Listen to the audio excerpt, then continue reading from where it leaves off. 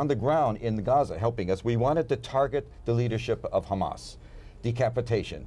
And the goal when the bombing began, the first targets for the first 2 days, and smart bombs were used. Bombs we supply the Israelis. I think they're $500,000–600,000 a package with GPSs.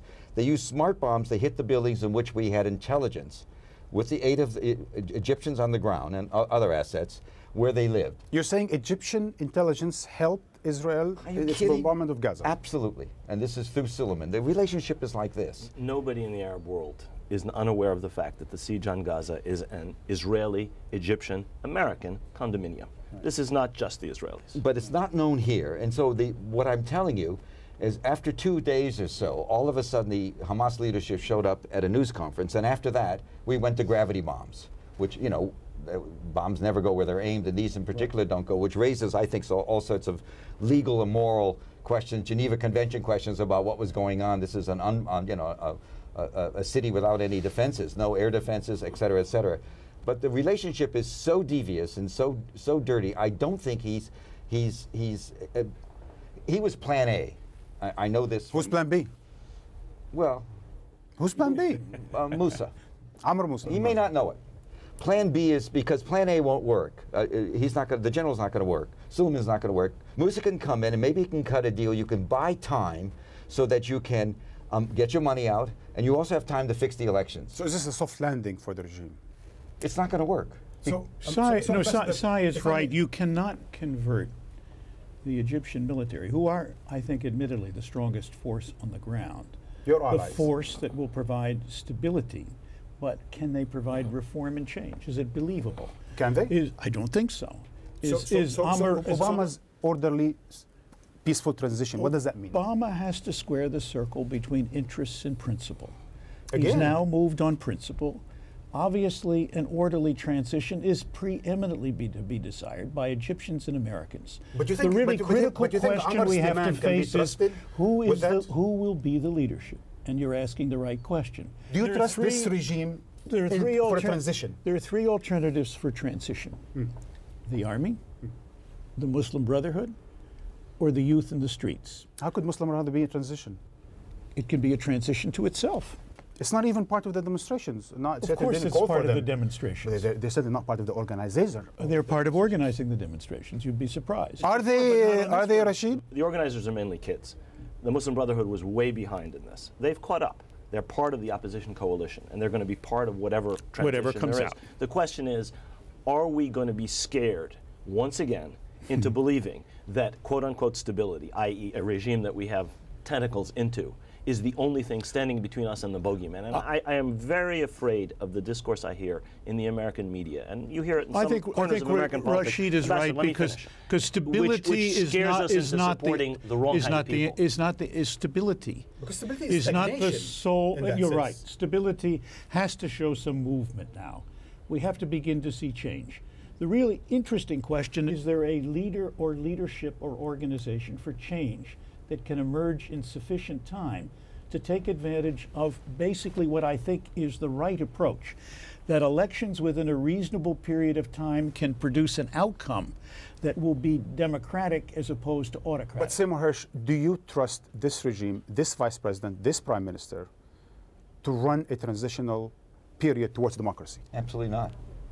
Look, the kids out there, they're so far removed from Islamic ideology. They just want, they want they see on television what we have in America. We're very blessed. I think that's it. Liberty. But for Israel, this is a 9/11. And if you read what's going on in Israel, all you get is Muslim Brotherhood, all you get is fear talk, and they're in a complete panic. But it's unrealistic. I think this brings us to something that's really important. This is a country which has been strategically important since Julius Caesar, through Napoleon, and to this day. Is everything in the Middle East going to be seen through the lens of a very important but tiny country immediately adjacent to Egypt, or are we going to finally take Egypt seriously for itself? On its own. For the largest country in the Arab world, for one of the great centers of Islamic learning, for one of the biggest middle classes in the entire Middle East, as a country which has its own importance and which we, Americans, and people in the Arab world have to understand in itself and for itself. Or are we going to continue to say, well, it depends on what Israel thinks, and all of it has to do with Israel? It doesn't all have to do with Israel. Can we see that kind of a change in American foreign policy with these present diplomatic corps? You know what I think. I think that we have a rut in which everybody runs around in the same circle and has done for administration after administration after administration. But let me just say, that's true. Unfortunately, they see everything through Israel's prisms. What is it exactly? They see everything in terms of this shibboleth of stability. We see this in terms of what is good for Israel and what's good for them and their masters, their political masters in Washington electorally every November. And they worry about issues like nuclear non-proliferation and so on, which are legitimate issues, but which tend to lead them again to Israel. You're entirely right, Rashid. I think the notion that the only determinant of our policy on Egypt has to be the attitude in Jerusalem and Tel Aviv is a serious mistake. I don't think it can be discounted. It shouldn't because be there is discounted. great stability in that relationship. But our attitude toward Egypt has to be, what's our vision and hope, and what's the sense we have for the future of Egypt? What strikes me is what we think and do may not be relevant anymore. We're much less relevant now. It just may not matter. Washington can sit there and worry about, with the Israelis, about the Brotherhood. There's things happening about which we have very little control. And not just in Egypt, of course all over the Arab world. Which is probably good. The danger may be that our effort to try to guide all of this, in fact, will have even more negative repercussions. So do you think we are now beyond a Pax Americana in the Middle East? I don't think we ever were.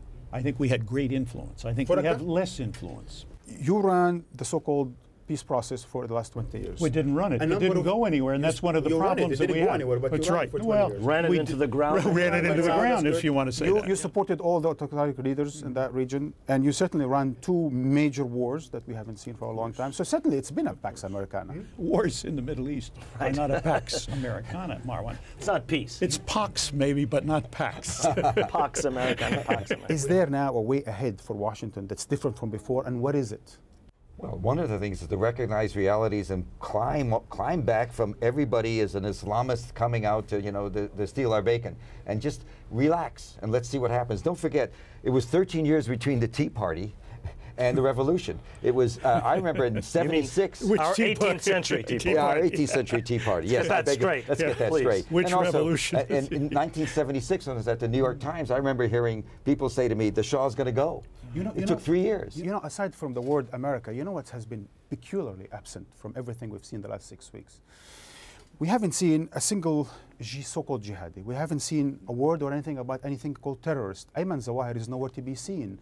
Osama bin Laden is probably the biggest loser of what's going on. So what does that say when you base your entire policy on war on terror, when actually the region is going elsewhere? About money. It's about poverty. It's about wanting jobs, no jobs, joblessness. That's why you have to think about Morocco in terms of the joblessness there, Algeria. But now it's gone beyond that. It's not just social justice. It's not just equality and opportunity. It's also now freedom. Freedom of expression, democratic system. Freedom from want. The four freedoms, if you want. But it's not about instilling an Islamic regime of Sharia. It's not. That's one of the amazing things about what we've been seeing.